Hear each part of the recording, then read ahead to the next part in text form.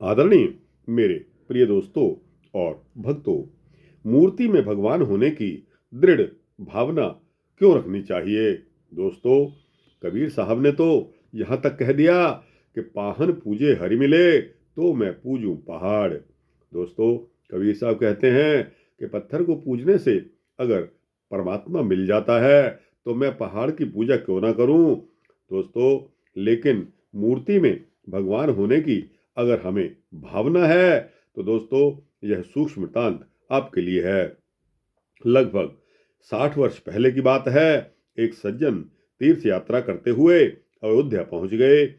सभी मंदिरों के दर्शन करके वे एक महात्मा के पास गए और अवसर पाकर उन्होंने महात्मा से पूछा कि महाराज, भगवान के दर्शन कैसे हों और कहाँ हों? ऐसा मालूम हुआ मानो महात्मा जी कुछ नाराज हो गए। उन्होंने कहा, कहाँ से आ रहे हो आप? तब यात्री ने कहा, मंदिरों में दर्शन करके आ रहा हूं। तब महात्मा ने कहा, मंदिरों में केवल पत्थर के ही दर्शन करके आ रहे हो, जिनकी सेवा के लिए हजार हजार व्यक्तियों के जीवन, धन और मन लगा रहे हैं, जिनके लिए लोगों ने संसार का परित्याग कर रखा है, जो बहुतों के जीवन सर्वस्व प्राण हैं, उन्हें तुम केवल पत्थर समझते हो।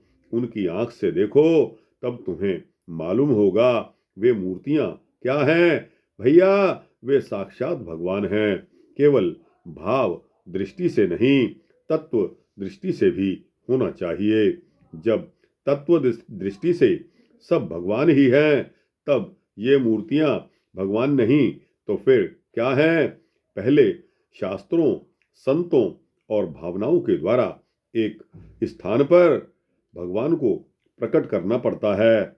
एक स्थान में, एक समय में, एक वस्तु में पहले भगवान का दर्शन करो, उन्हें प्रकट करो, फिर सब स्थान, सब समय, सभी वस्तुएं भगवान स्वरूप आपको महसूस होंगी, जो सब और सर्वत्र भगवान है। ऐसा कहते हैं, परंतु एक स्थान पर उन्हें प्रकट करके दर्शन नहीं कर लेते।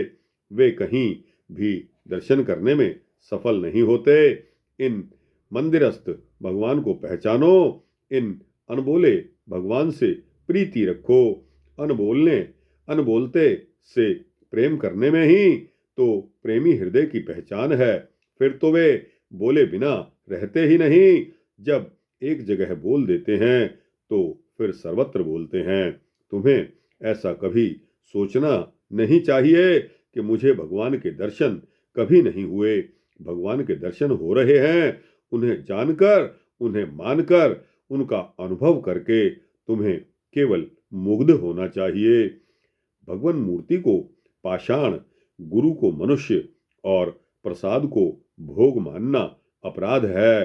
तुम भगवान को भगवान के रूप में ही देखो और मानो। महात्मा जी के उपदेशों से बहुत बड़ा संतोष हुआ। वे अब सच्चे मूर्ति पूजक बन गए। वे जिस मूर्ति की पूजा करते हैं, वे साक्षात भगवान के रूप में ही अब उनको दिखाई देती है। तो दोस्तों, मैंने आपको कहा कि भाव भाव बहुत बड़ी चीज है। अगर हमारा भाव किसी भी वस्तु में है तो वह भाव प्रकट होता है, वह भाव जरूर गुल खिलाता है। तो दोस्तों, यह छोटा सा वृतांत आपके समक्ष रखा, जिसमें मूर्ति में भगवान होने की हमें दृढ़ भावना क्यों रखनी चाहिए, उसका उत्तर आपको मिल गया होगा। दोस्तों, यह वृतांत यहाँ समाप्त होता है। अच्छा लगा हो तो इसको लाइक और शेयर करिए, अपने दोस्तों, भक्तों, मित्रों, जिज्ञासुओं तक पहुंचाइए। और दोस्तों, इस चैनल को सब्सक्राइब कर देंगे तो आपको इसी तरह के सूक्ष्म भक्ति वृतांत मिलते रहेंगे। और हाँ दोस्तों, कमेंट सेक्शन में अपनी राय देना भी न भूलें। जय श्री सीता रामचंद्र भगवान की जय।